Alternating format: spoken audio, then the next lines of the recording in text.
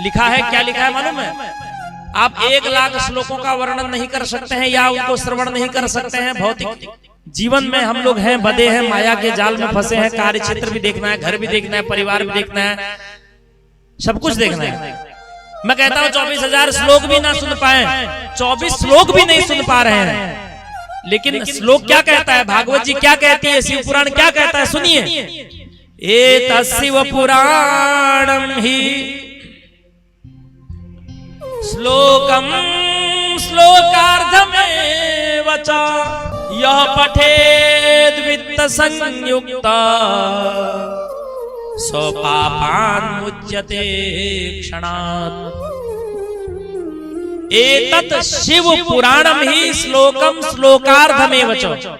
अगर आप भगवान शिव की शिव पुराण के 24,000 श्लोकों का अर्थ नहीं समझ पा रहे हैं तो 24 श्लोकों का समझ लीजिए। अगर 24 श्लोकों का भी नहीं समझ पा रहे हैं तो एक श्लोक समझ लीजिए। अगर एक श्लोक भी नहीं पढ़ पा रहे हैं तो एक का आधा पढ़ लीजिए। आधा भी नहीं पढ़ पा रहे हैं तो 1/4 पढ़ लीजिए।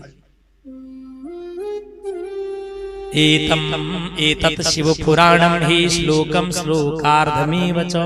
श्लोकम श्लोकार्ध, श्लोक या श्लोक का आधा। और अगर आधा श्लोक भी जीवन में समझ में आ गया ना, अपने जीवन में उतार लिया ना, तो समझिए भगवान शिव का धाम ही मिलेगा। भागवत जी में लिखा है, शिव पुराण में लिखा है, जो चतुर्दशी के दिन उपवास करके शिव पुराण का पाठ करता है। एक तिथि आती है चतुर्दशी, महीने में 2 बार आती है, कृष्ण पक्ष की चतुर्दशी, एक शुक्ल पक्ष की चतुर्दशी। एक आती है अमावस्या से पहले, एक आती है पूर्णमासी से पहले। तो भागवत जी में लिखा है चतुर्दशी जो है भगवान शिव का दिन है। जो चतुर्दशी को उपवास करके शिव पुराण के एक श्लोक के या आधा श्लोक का भी पाठ कर लेता है तो संपूर्ण, अच्छा पाठ करना अलग है, उस पाठ करने के बाद उसको जीवन में उतारता है उस श्लोक को, उस श्लोक के अर्थ को, तो उसको पूरा शिव पुराण समझ में आ जाएगा।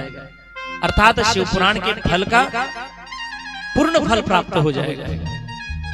जिस फल की कामना के लिए आप घर में वो अनुष्ठान कर रहे हैं, अनुष्ठान सफल हो जाएगा। जो रुद्र संहिता का पाठ करता है वो ब्रह्म घाती जैसे महा पाप से भी पवित्र हो जाता है।